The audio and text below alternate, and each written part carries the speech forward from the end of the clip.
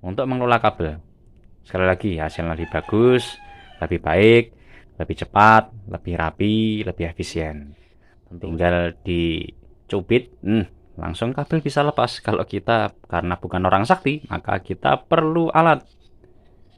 Maka dari itu, monggo pemain-pemain kabel atau yang rencananya akan bermain-main dengan kabel perlu nyicil ya.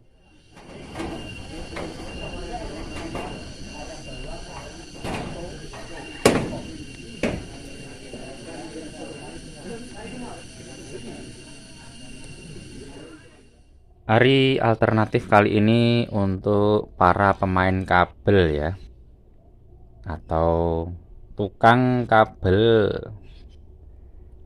Ya, tukang kabel kan bisa saja mainan elektronika, mainan listrik, atau ya dan sebagainya. Yang penting yang butuh kabel yaitu bisa untuk mainan kabel. Nah, bisa mulai gulung-gulung kabel, olor-olor kabel, potong-potong kabel, kupas-kupas kabel sampai ke proses ya, proses untuk crimping, proses untuk solder, proses untuk sambung, ikat dan sebagainya. Nah, atau yang juga termasuk dalam hal proteksi-proteksinya ya, lapisan-lapisan dan seterusnya. Nah, kali ini nih peralatan dasar. Peralatan dasar yang kita perlukan untuk terutama pemula ya, biar ngerti. Karena mainan kabel itu tidak sembarangan. Kalau hanya sekedar kabel kemudian dikupas seperti biasanya atau pakai alat pisau gitu aja dikupas pakai tangan kan juga itu lambat, kadang hasilnya juga kurang bagus. Kadangkala kalau orang zaman dulu kan potong begini, kadangkala seratnya juga putus. Nah, terus potongnya pun juga harus menggunakan alat yang tepat, makanya kita perlu pilih peralatan-peralatan yang bagus yang bisa kita gunakan untuk mengelola kabel atau ya sesuai keperluannya. Kita potong ya tentu perlu alat potong yang mantap. Nah, tang potong. Kalau kita kupas pakai kupas manual ya oke lah, boleh. Nah, seperti ini. Ada beberapa video sebelumnya juga sudah kita contohkan bagaimana ngupas kabel. Apalagi kalau kita ngomong soal kabel kita kerjakan di proyek atau di tempatnya orang, atau kita bekerja di satu tempat yang lain yang dimana di situ kita dilihat dikontrol. Nah, kan kalau kita peralatannya terlalu sederhana, kupas kabelnya pakai api atau pakai peralatan-peralatan seala kadarnya kan tentu kurang bagus. Kalau kita menggunakan alat yang tepat akan lebih mudah, hasilnya lebih bagus, kita kerja bisa lebih cepat. Nah, kemudian hasilnya juga bisa lebih bagus, lebih rapi. Kalau kita menggunakan alat-alat yang komplit, tentu banyak hal-hal yang lain yang bisa kita kerjakan, seperti kita crimping, misalkan pakai sekun, alat crimping. Kemudian kita juga bisa menggunakan semacam ini ya, ini namanya selang bakar, bisa untuk melindungi, nambah proteksi kabelnya atau mengurangi resiko-resiko konslet dan sebagainya. Kemudian kita perlu alat seperti ini bisa disebut bahan atau alat ya.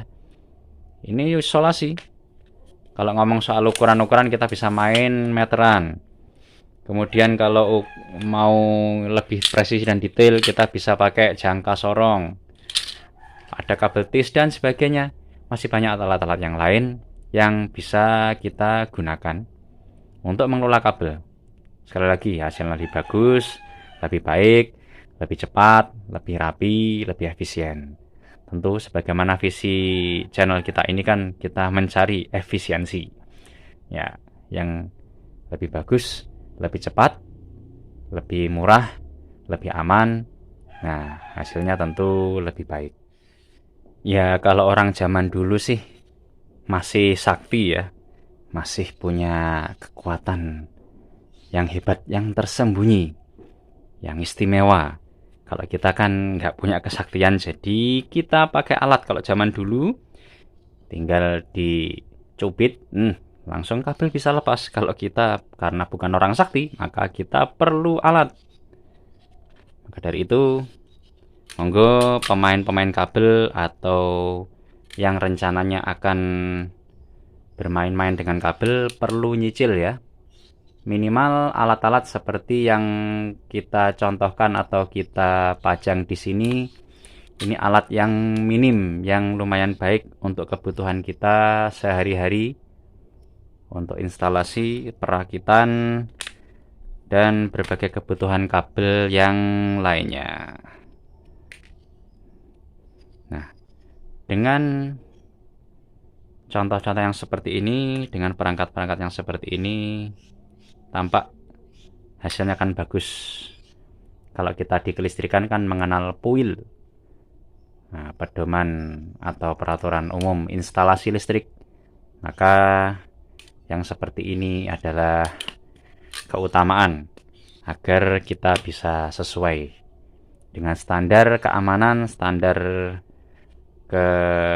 pengelolaan yang lain ya, termasuk juga estetikanya akan lebih baik. Demikian sekilas, ini hanya contoh.